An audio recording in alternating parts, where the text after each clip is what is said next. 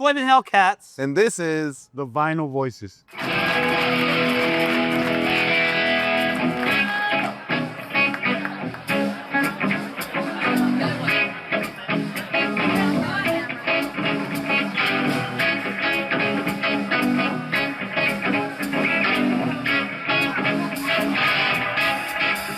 Well, it ain't that kind of place after all.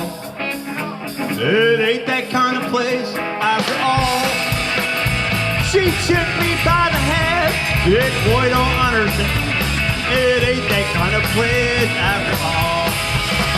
Well, it ain't that kind of place after all. It ain't that kind of place after all. She took me by the ear and told me come down here. It ain't that kind of place after all. Well, one beer leads down to another, and one shot begat another. I drink and drink and drink, I don't fall. It ain't that I got a problem, cause when I do, shot us all. It ain't that kind of place after all. Dig it!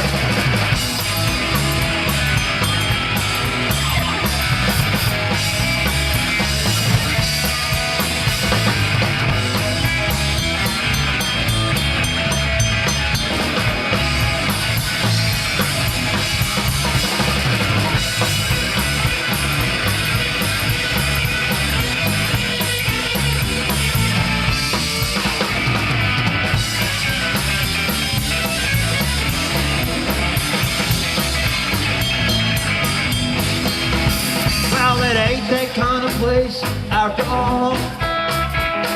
It ain't that kind of place after all. She took me by the hand and took my half a gram. It ain't that kind of place after all. Break it down. Well, one beer leads down to another, and one shot begat another. I drink and drink and drink, I don't fall. It ain't that I got a problem, cause when I do, shot us all. It ain't that kind of place after all. Wow!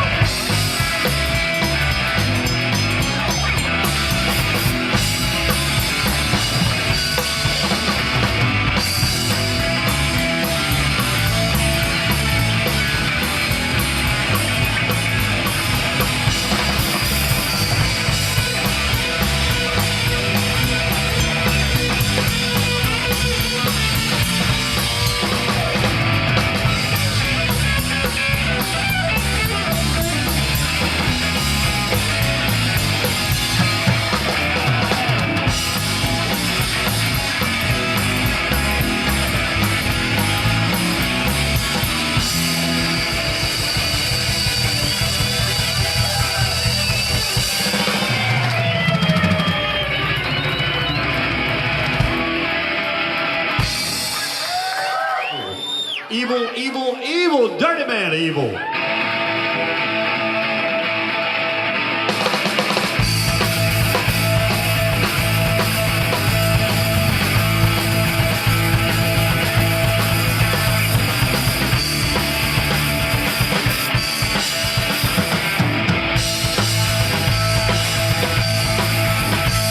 no matter how I try to say it, never comes out right. All I'm asking of you, baby, let me back inside one more time. Would you let me back inside one more time? Well, it ain't no big thing, baby, and it ain't no big thing, child. All I'm asking of you, baby, let me back inside for a while. Would you let me back inside for a while? Cause it ain't no big thing, mama, and it ain't no big thing, child. All I'm asking of you, darling, play the Total Whacker style.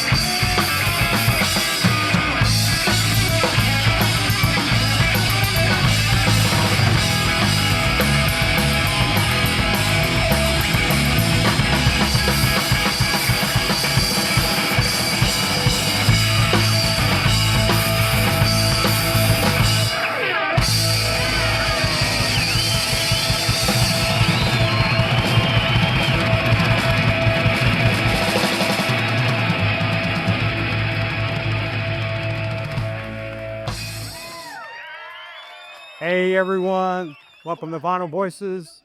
We're back. Tonight we're coming to you from Dan Electro's in Houston, and we have Gladys here. Hey Gladys, say hi Gladys. Hey. Hi, Gladys. Hey, Gladys. Hey, how y'all doing? There's a great lineup tonight. There's a great lineup. We're gonna have some concert footage for you guys tonight, but first we're gonna do an interview with Houston music icon, legend. God, it's crazy to hear that. It's crazy to hear that. But it is true. This was the first place that we ever played. How many years ago? 33 years ago? It was July 1992. I don't know how many years ago. I've had to do the math in my head, but we don't have time for all that. So it was July of 1992. We played a blues jam here Yeah, you were saying. as the Hellcats here.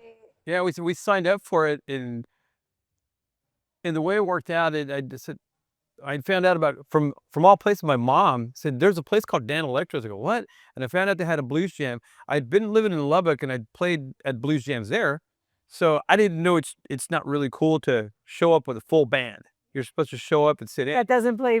And we showed up. We showed up about 9 o'clock, and I signed them name the Flamin Hellcats, and we waited and waited and waited, and about 1:15, we said they're not gonna call us, man. Yeah. So we were walking out to the car, and Terry Green, who was hosting the blues jam, said, "Hey, are you guys the Flamin Hellcats?" And we'd never been called that before. And we're like, "Yeah," because I'm sorry we skipped you. Would you like to sit in? And we said, "Yeah, well, we will." And we had maybe like 9 songs total, but we played a song. And they're like, "You got anything else?" I said, "Yeah." I'm like, "Dude, you guys just keep going." And we wound up playing, about 6 or 7 songs, 7 or Something like that. Yeah. and they go, "Dude, you need to play here, you need to play here, you need to play here." But this was the first place that we ever got called Flamin Hellcats. It was crazy. That's awesome. It freaked us out. Were you guys more bluesy at the time? Because We had no blues. I was Still say I us. don't consider. No, it was blues. still us. So it was kind of cheating, So everybody's doing, everybody's doing they studied their blues, and we showed up and we were just playing some of the same songs we're still playing today. They freaked out. They're like, "Who the hell are you guys?" I go, "We're the Hellcats." Like, you need to go here, here. Allison Fisher was really cool with us. Yeah, and they took us under their wing. They said, our first real gig, was because of them. We went to Mickey's Mardi Gras at the time, which was on Washington. So it's Sandy Hickey's place at the time. And that was right across the street. At the time, it was Pat and Pete's Bonton Room. Then you had Mickey's Mardi Gras, which later became, Pat and Pete's became, Mary Jane's and Shimmy Shack and all that stuff. But yeah, that was our first official gig, like our own gig, which was, as a matter of fact, 1992, September 4th. Today's September 5th. Which is on our shirt. Yeah. Our shirt's just established. Yeah. That's what that date on our logo signifies that show. So yesterday was our anniversary of our first gig, actual full headlining gig. Happy anniversary. Yeah. That's the day later, but it's still pretty close. I mean, everything's just, pretty relative, And how often do y'all get to play together now? Not too often, right? No, and It's a treat. and there's a couple of reasons. Number one, Lawrence tends to play bass. He was on tour for a while with Dale Watts, and he'll take gigs. And we're really not the kind of band that can play every night. If we're like a kickback, like a country band or something, that doesn't wear out the senses, it'd be different. But if we play, it's you're there to see the Hellcats. I mean, I'm not comparing ourselves to AC/DC or Zeppelin, but if Zeppelin is playing every night, fuck, I can only take these guys, maybe once a month. So we tend to meter it out for a couple of reasons. Yeah. But it's fun, and Memo joined the band years back, and he's been our longest drummer, and the chemistry just works perfect with Memo. Which, Even though they treat me like hell. Aw. yeah, because Blink twice if you're not. God is here in SOS. No, it was originally the three of us were Lawrence, DJ, and myself. Yeah. And over the years, things happened, and DJ wound up passing away. And Lawrence and I tend to be really OCD when it comes to music. And we'd have really good drummers sit in with us, and we were just so fanatical about it that we'd make them nervous, and we didn't mean to, but just the chemistry wasn't right, and we had a friend of ours pass away, and we hadn't had the band together for a while, and just got tired of playing with all these drummers, and Lawrence called me up. He goes, "Hey man, Mech passed away. Would you be okay playing as the Flamin Hellcats for the benefit?" I said, "Yeah, but I'd like to have a drummer, man. Maybe we can ask Memo." And the story was we'd never called Memo before because his bandmates told us, if you ever want to play with him, he's going to charge you $150 a night. So that was their way of scaring us off of not talking to him. So we called up Memo, and he's just a dick, you know. I said, "Hey, would you be interested in jamming out with it?" It's like, "Yeah, if you do it today." Like, today? That's all right. So we show up to the practice room, and all we decided to do is just go through some rhythm patterns to see how it worked out, and it sounded fine. And I said, "Well, here's these 3 CDs. When do you want to get together?" "Tomorrow." I said, "Damn, all right." So we get back together the next day, and we're going through songs that drummers would just have all sorts of problems with. And it just sounded like the records. I mean, just note for note for note. And it wasn't making sense. Like, I don't know how this is happening. So I said, "Let's try this." And I picked a song that we purposely hadn't given them. Let's play a song. And it was just like it was written. I said, "Well, how's that working out?" You know, and I told him about the other drummers. Well, he said, "Well, when I was a kid, DJ, our former drummer, DJ and myself would meet up together. Wait, it's at your grandma's house?" Yeah. And they would Set up our drums. and they would side by talk to each side. other. And he goes, "Dude, everything on the record I taught him." And he'd tell you if he was here that he taught me everything. So it really was the same. And the energy was there. It's crazy. That's great. That's kismet. We never thought it was going to happen again. And it was cool. Why were you so strict about time? I'm sorry? Why were you so strict about time? I don't know. I mean, that's just this because I'm a drummer, I guess. You know, and something else that's funny is, you know, the other drummers were polite to us, and we don't mean to be rude, but that's just how we are in the rehearsal. And Memo's a dick. I didn't. They had asked me to play with them previous times, and I never wanted to do it because I really didn't. I heard a lot of stories about Jaime, and they were like, And they're all their guy's real hard to play with, and blah blah. So I was like, yeah, I'll pass. So Dan's breaking up right now. oh, hope your hand quits yourself. But that when they asked me to do that benefit, I was, I guess I was at a point where I wasn't really doing anything with any other bands at the time. So I was like, so let's do it, And I picked it up right away, and here we are. No, it's 12, funny. 13 years later. And we were playing one of our songs, "Go Straight to Hell, Baby," and somehow or another, Lawrence messed up, and we're like, well, and Memo no other drummer would tell. He goes, "How did I just get in this band and you're the one fucking up?" And we're like, "What the? Dude's a dick." But it works, He has the same type of personality.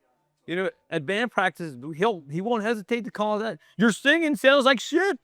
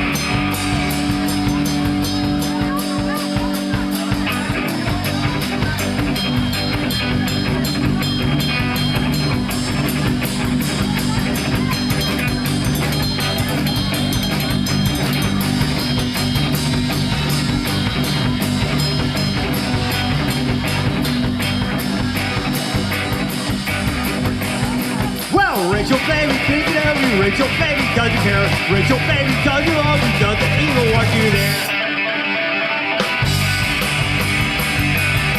He says you're hot. I said, I know. You're in love, but you don't show. Rachel, baby, cause you hurt you. Doesn't even drag you down.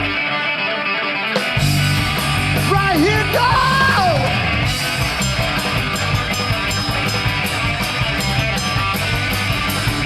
Rachel, you really ought to know. Rachel, you have somewhere to go. Rachel, baby, you know I'm here all alone. Hey, first one, not bad, huh?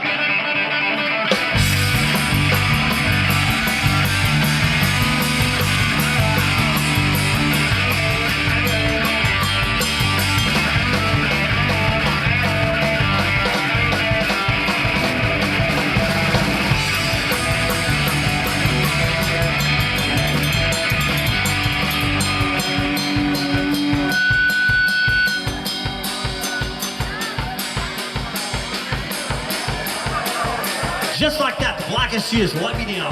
So right, baby. Sometimes a woman, it gets a little ornery. Never in my house. In my house, everything's cool. All you other women, get ornery.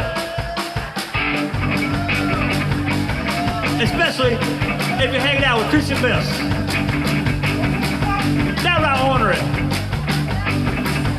All right, back to the song. Well, Rachel, she on her feet. Rachel, she's to the street. Rachel, baby, does her, she doesn't even take it. He said, you're hot, I said, I know, you're in love, and you don't show. Rachel, baby, does her, she doesn't even drag you down. Right here, go!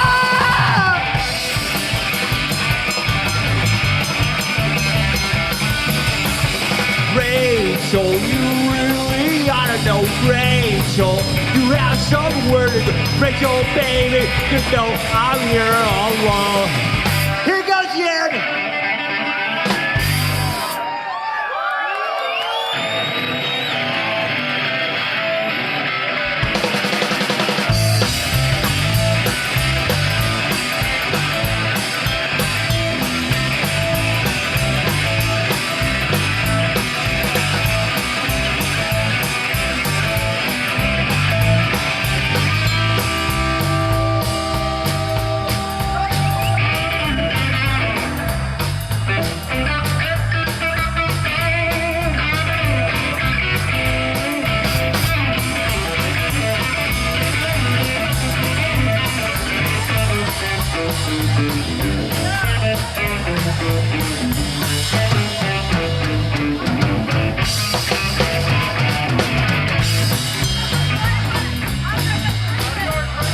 That's our tribute to Ozzy right there.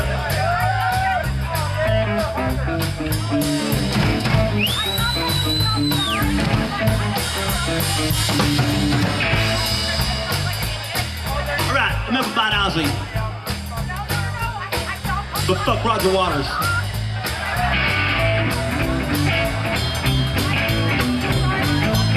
By the time you get this message, it'll already be too late. Don't even try to help me, I think I feel my fate. Well, in 10 years or maybe more, you boy, what you'll see. All I can tell you, baby girl, is what will be, will be.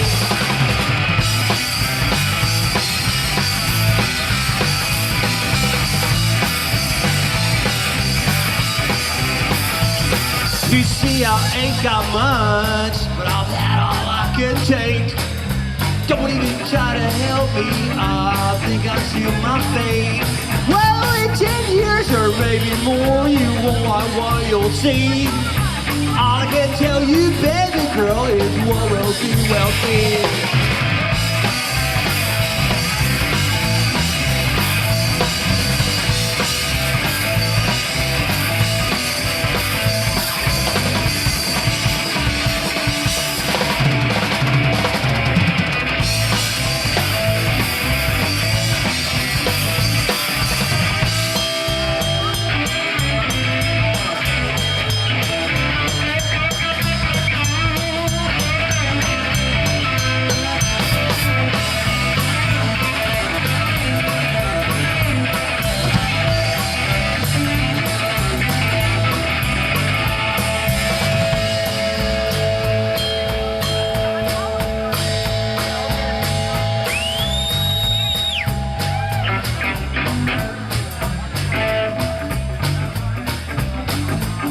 You see, I ain't got much, but I've had all I can take.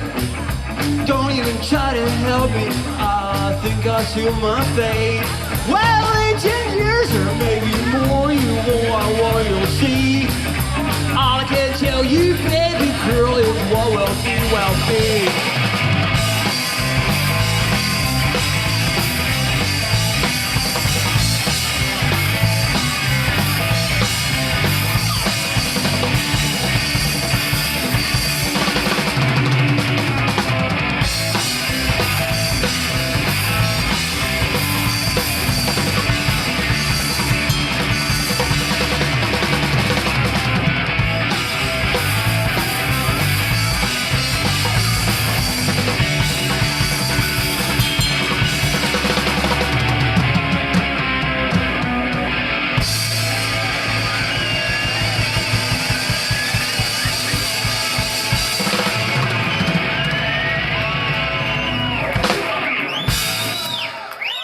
up in the same area though, right? Kinda. I'm older than they are. Lawrence was good friends with my brother. Yeah. And sometimes I'd take them to school together. We all graduated from the same high school. Yeah. So we all Building in the went to water. Milby, yeah. Where everyone. We all went to Milby. Like Nick Gaetan went to Milby. A lot of us, you know, guys went to Milby. So we kind of, but yeah, it was just kind of cool that we're all from the same area. Not necessarily neighborhood, but southeast side Houston, you know. That like informed the vibe because, you know, like, I don't think you could really put your moms around what you guys doing, given a particular sound. I don't know, you know, because I always liked rockabilly, and I think that it was it's going to date me. The Houston Post wrote about us one time, and we took it as a compliment. They said the Flamin Hellcats sound a lot like AC/DC's poor attempt at trying some Elvis, and we're like, we're okay with that. And I always liked rockabilly and swing. And Lawrence and DJ at the time always liked the heavier stuff, and now Memo they like all the heavier stuff. So I'll come up with an idea, and then Lawrence come up with an idea, and Memo come up with an idea, and we put it together, and it works. You know, not one of us could do it without the other two. You know, like, and I've always said it, like, even pay wise. You know, are you going to take the lion's share? No, it's impossible. If Memo calls off, it doesn't happen. If Lawrence quits, it doesn't happen. You know, it's just it's always it's the three of us. You know. Well, 3 is like a magic number. It's a powerful number. Yeah, well, we never have a tie if we're voting. You know. Yeah. Yeah. So we always, if we have to, we vote on something. And usually you guys vote for me. I even try to make I always do the set list like in multiples of 3 so that we all have an equal pick of songs. So we all, if you know, depending on how long the set is, it's either going to be 15 songs, 18 songs, you know what I mean? That way everybody has an equal share. That way everybody gets to, except for this one song. That throws it all off. That I pick. Yeah, except for one What song. song is it? No, but No, They were like, it shall never. So the song for me is pretty not complex, but it's really busy. For these guys, it's just like, and they're just doing nothing really. See, They don't like playing. But there's a trick to setting up the set list, and Lawrence has been the master of this forever. All right, so each of us, let's say we're doing 15 songs, each of us gets 5. So he always says, "All right, you guys give me your 5." The reason he does that is because he has certain songs that he's thinking about, and if we pick them, and then he's got. he gets to pick more songs.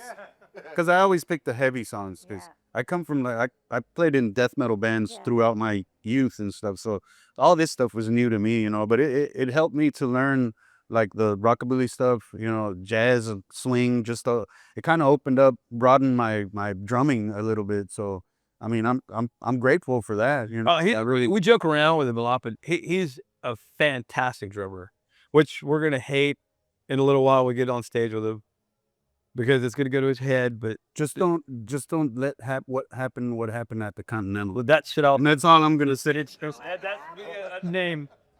It shall also be a name, Gladys. As a journalist, you have to know when to press on the gas and when to let out. I want to know. We're letting off right Is it the outdoor show? Nah. It was in November. Last about a year, almost a year ago. you guys, it was at 11:18 p.m. It was just We know the time. Yeah. everything was just out of whack. Yeah. It was just nothing was in line. You know, it's just one of those things. Well, that's what. It's happened once. Nice.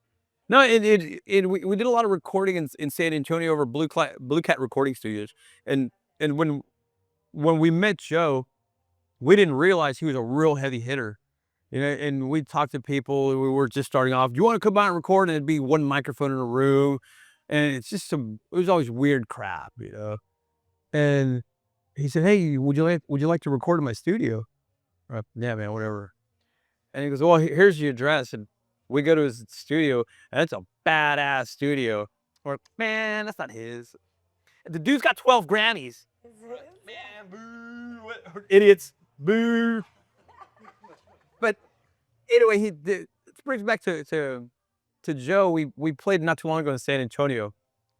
And he was talking to my wife with Rusty, and he says, you know, Memo's a better drummer than DJ.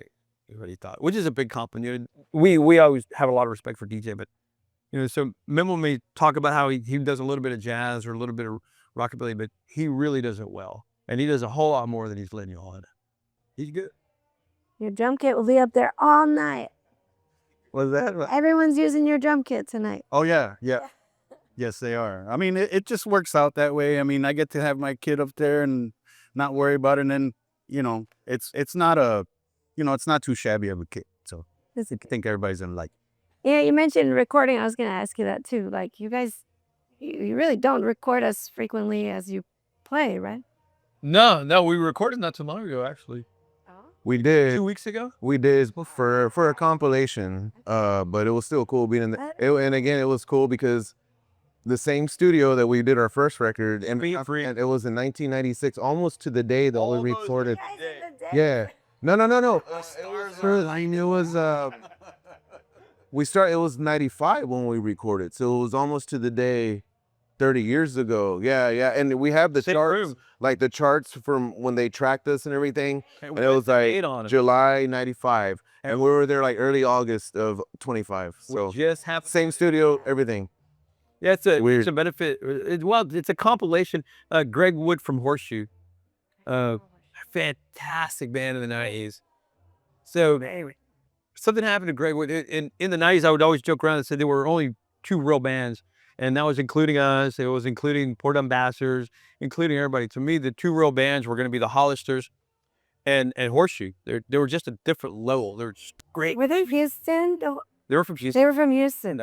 And something happened to Greg. He had some sort of medical problem, and he left the scene. And I thought he passed away, but they go, no, he's alive. And it's just a great songwriter. So we were asked, we heard that they were doing a compilation and they were going to have the Galactic Cowboys on there, Carolyn Wonderland, Johnny Falstaff, all these heavy hitters. And then they asked us, I go, are you sure you guys know what you're doing? They said, yeah. So we were going to try to stay true to the song, I said, well, we got an idea. It's going to sound a little bit like the Replacements we're going to do. And Greg said, no, we want the songs to sound like Flamin Hellcats are playing my songs. So we had picked one song and we found a song we liked a little bit better. And we wound up working on both of them. And I think I don't know if we're the only ones, but I think we're the only ones who are actually doing 2 songs on the compilation. Which nice.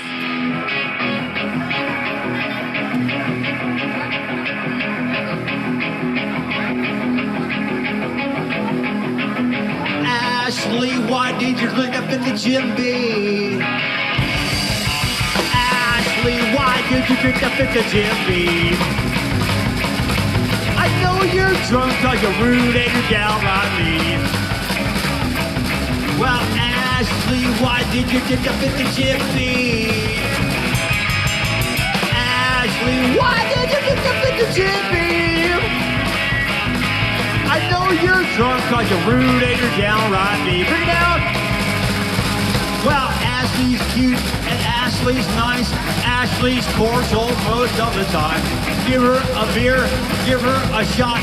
Knuckle sandwich, what you got? Ashley, why did you drink up in the gym? I know you're drunk cause you're rude and you're downright mean. Check it.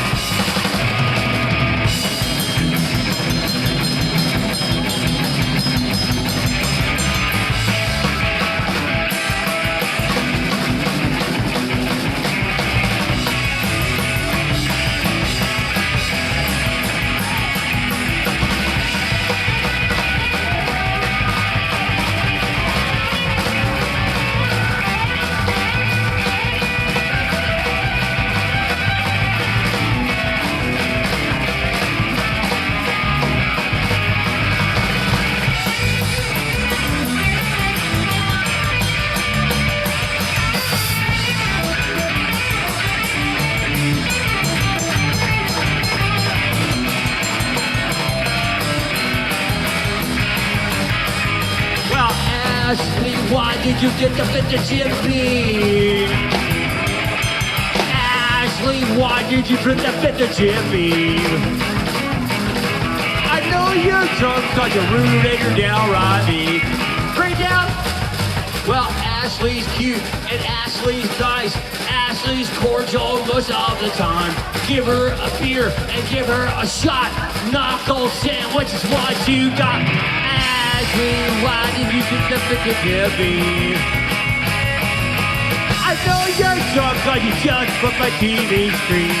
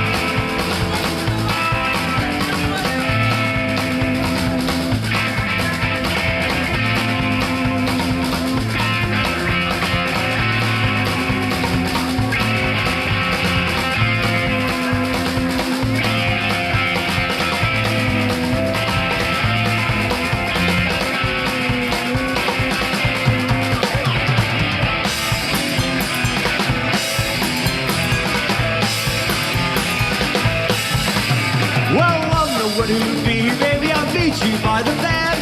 Stab me up on Friday night, and I'll be here once again. My love is shining for you, just for you.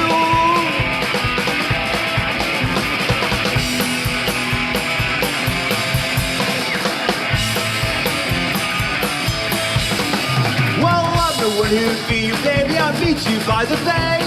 Stab me up on Friday night, and I'll be here Saturday. My love is shining for you, just for you.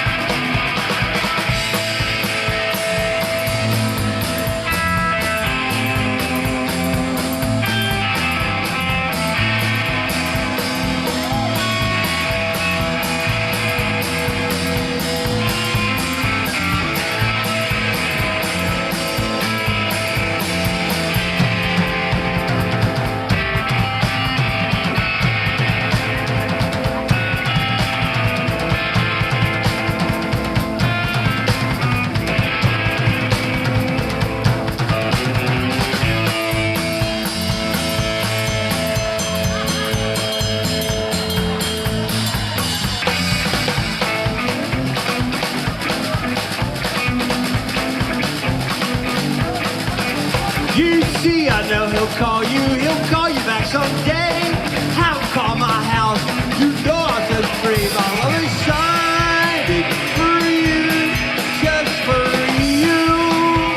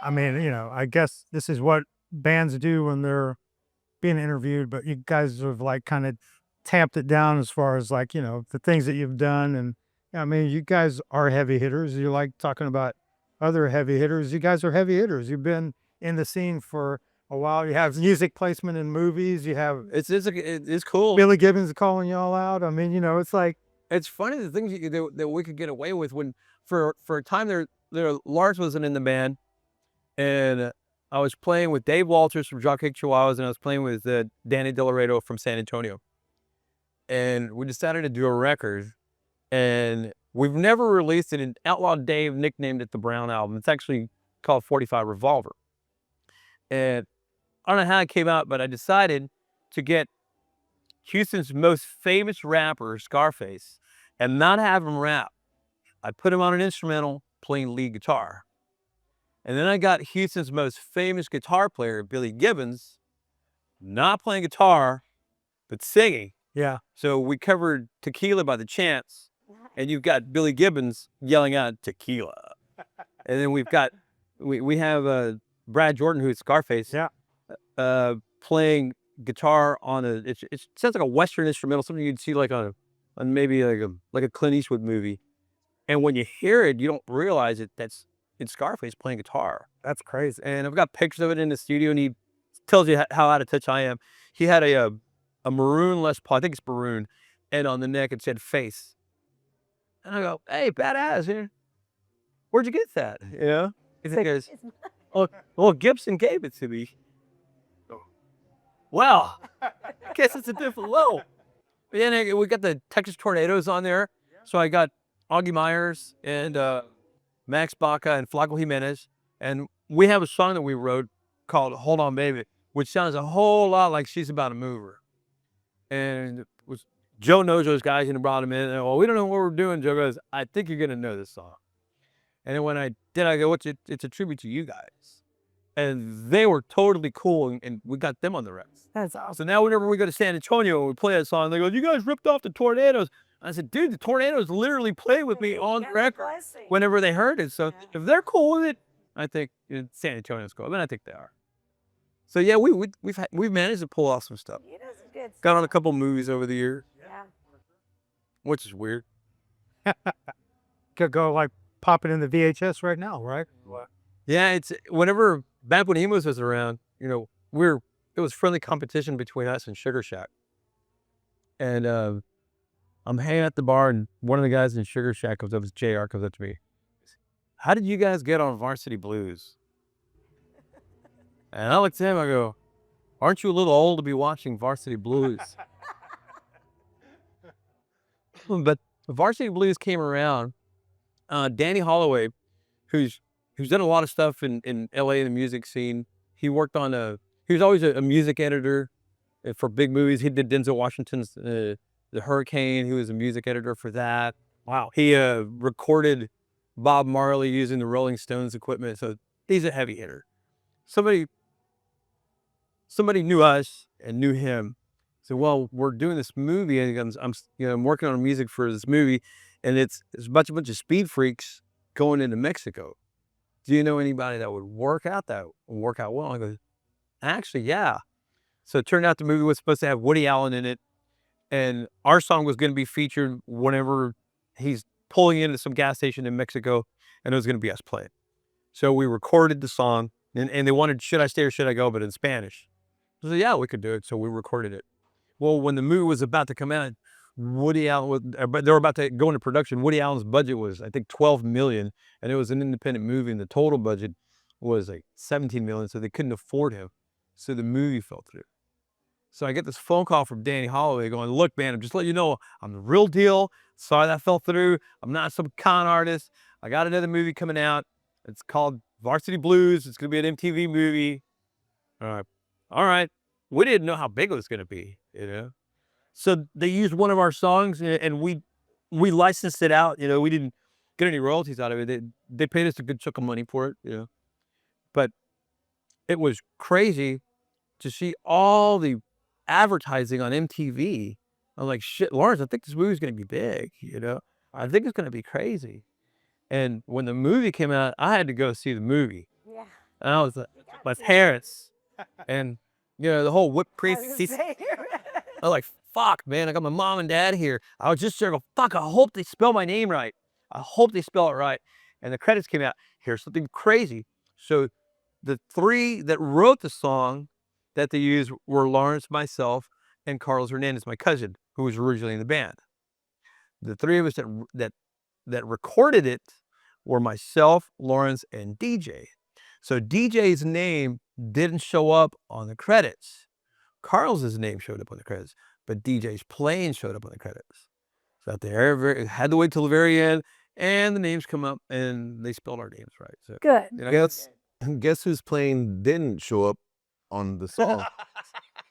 This guy. Lawrence. So the song kicks off with just toms, right? And then it's toms, and then the guitar comes in, and then the drums. It's a long intro. The bass comes in. Right as the bass is kicking in, faded out. And I'm supposed to come in. They cut to the next scene. I'm like, oh. At least I got my name in there. Yeah, you think. At least there's that. Yeah, that's that. Yeah, it's okay. Yeah. It's whatever. Nice. So there. Yeah, I wasn't in it either. Yeah, you were. That's crazy what things happen. Then we wound up on an HBO movie It's this. It was called The Third Wish. Would had Armin Asante and Betty White in it. You know, And Natalie from The Facts of Life, Mindy Cohn. Oh yeah. all right. And That's a This is so random. well, on Rotten Tomatoes, the review came out, and I think that's 112 minutes of my life that I will never ever get back. But we went up on that one. So, but I came out on that one. You can hear me play bass on that. Pretty good. yeah, the alarm goes off, and it's us. And when she If you're patient, what happened? but yeah, it was cool. You know, we done some stuff. So. yeah. It's really interesting just to catch the vibe of, you know, like going back to that stuff and then the stuff that you guys are doing, like just being in the studio now, you know, it's like kind of this arc of, you know, that's why we enjoy doing this, you know, it's like to really just kind of, you know, hear a band's riff on everything that has made you what you are, you Yeah. know. And it's been cool lately. Like, you know, there was a period where I think we were overplaying, and so, you know, the crowd kind of Thins out. thinned out a little bit, and we just took our time and just kind of. And then I think just new people come around, and young kids get old enough to go out and check us out and stuff, and so there's like it's kind of been really cool again. It's always killer when somebody doesn't know who we are. Yeah. So yeah. Yeah, so they're like, wow. I think, what the fuck is And I'm this? sure since 1992, there's been some kind of cyclical. That's crazy. We went to San Antonio not too long ago, and we had all these guys that we knew. Dude, I can bring my kids, dude. I'm gonna see you guys, and the kids were like, "What the fuck?" All right, it's us. It's the same set they heard 30 years ago. But it's funny because there's some songs that I still haven't I haven't played yet. These guys have 1,000 songs. There's still songs that I haven't played at all that I don't even heard. So After 12 years. Yeah. And there's something we play all the time. those songs that they don't like playing, I didn't learn about that song until I was maybe 4 years in the band. Which ones? On the Run. The